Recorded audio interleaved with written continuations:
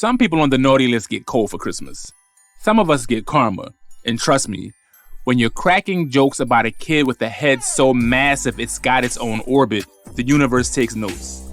Trash to Peace Theater presents Heads Up, a Christmas comedy. The year was my way, and Usher had us singing along to a bop about him leaving a good woman to start a new relationship with the John who hooked them up. Low-key, that song might be the genesis for millennial and Gen X women not being okay with their man having women friends. I was away at school. When the fall semester was winding down, I called my pop to coordinate a time for him to bring me home. Hey Pop, my last final was Thursday. Can you come Friday after work? Yeah, I got you. Bet, see you then. Wait, before you hang up, I gotta give you a heads up about something. I don't like the sound of this. He proceeds to tell me his fiance's niece moved to Philly because apparently she was ratchet or a scammer or stole somebody's husband or something. Either way, she got ran out of upstate New York. What this got to do with me? She been crashing in your room. On my bed? Her and her son. Hello, darkness, my old friend. Trash. And where they gonna sleep when I come home? You don't want to be hospitable and crash on the couch while you're home? Pop, I love you. But you gotta tell your woman to find another accommodation for John because I'm sleeping in my bed. And this is where I laid it on thick. I go to one of the best colleges in the country. I go to class and I play ball. I'd at least think I could come home and sleep in my own bed. It's like I'm away working hard and y'all just cast me aside.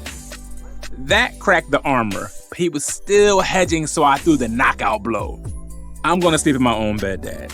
Now, if she's also in my bed and she with it, I'll reserve the right to I'll think of something. She went to stay with my dad's fiance's mom.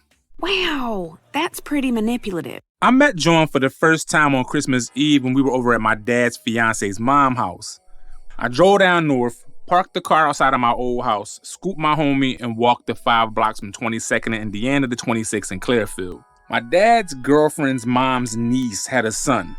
He was a super cute kid but had this big-ass water head. Like one of those heads those kids be having where you wonder how it's structurally possible that his neck is able to hold that joint up. Big-ass Bonks adventure-ass head. Again, he was adorable, but that joint was planetary. I could not keep my eyes off that big-ass asteroid head until they finally sent him upstairs so we could wrap gifts and be adults. Or in my case, a reasonable facsimile of being an adult. Around 1 a.m., we were still up hanging out, and we hear the little pitter-patter of feet upstairs. Go back to bed! Little man scampered down the hallway back to the room. About 10 minutes later, we heard footsteps again. I said go back to bed! This time he ain't moved. He bent over and started peeking down the stairs. You could see that little russet potato head inching out from the darkness to see what we were doing. So being the asshole I was like, you better stop leaning over like that before that big ass head carry you down the stairs. All the men laughed openly, but the women, fighting back their laughter, defended him. Don't talk to my baby like that. Now you know I'm just joking with his big ass Fabergé egghead ass. About another 30 minutes or so passed and we heard the footsteps upstairs. He peeked down the stairs again.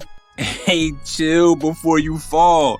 I know your neck is strong and all, but it's not stronger than physics. He ran back to the room and we all laughed. You gonna leave my baby alone? You was in the hospital. You know it was a stardust trail behind that big ass head when you gave birth.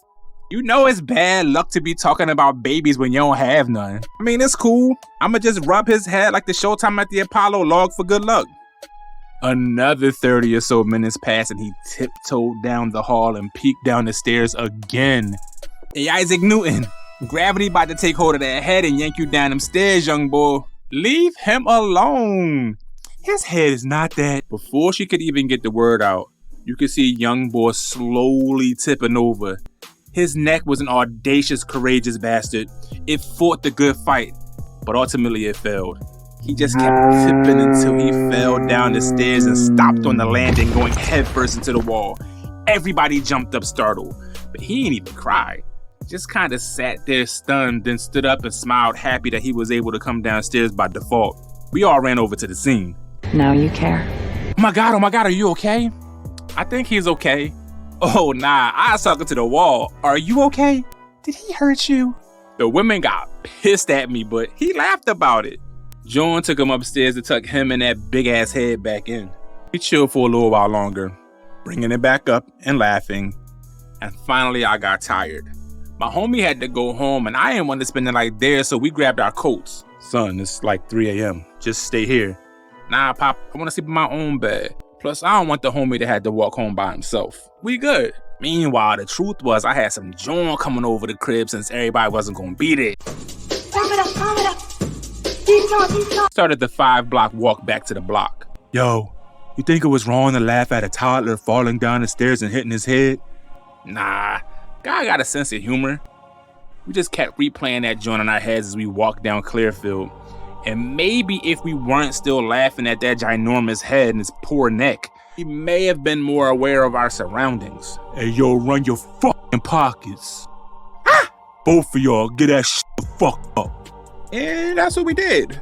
We both reached in our pockets. I was hoping the lint I was about to pull out was going to be a sufficient treasure. Okay. I don't really have that much, though. Turn your nut ass around. I got scared when he said that. It was at the midnight, so I was about to get shot and die on Christmas. My pop was right. I should have just crashed on the couch. I said turn the fuck around, nigga.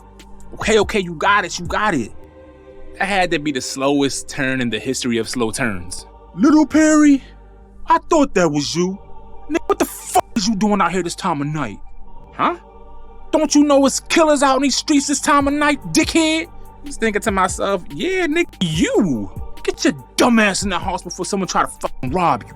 Again, I'm thinking, like you, but I just said, yes, sir, immediately, sir. Don't let me catch you out in these fucking streets again this late, nigga. And tell your dad I said what's up.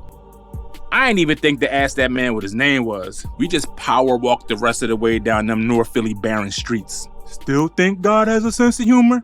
Man, fuck you. Garbage. Absolute garbage. I learned a powerful lesson that night. God doesn't play about me, but he also don't play with me. I think maybe God was cool with the jokes, but when I didn't immediately check to see if that kid was okay, that probably crossed all kinds of lines. You think? I went back to school a few weeks later. When I came back home in the spring, my pop and his fiance split, so I don't have no idea what happened to Joanna, her son. I like to think little man grew into that iMac-shaped head of his like most big head kids do. He gotta be around 26 or 27. I think it's safe to say that as his body grew, his head probably didn't grow proportionally with it. And if it did, sucks to suck. I'm just kidding, God. I don't want no more smoke. Merry Christmas, everybody, from Trash and Peace Theater.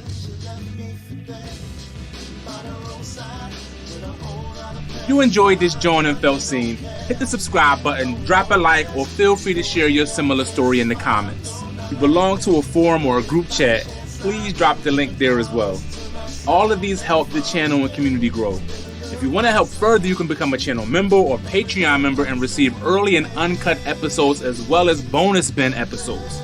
All of the above do not suck to suck.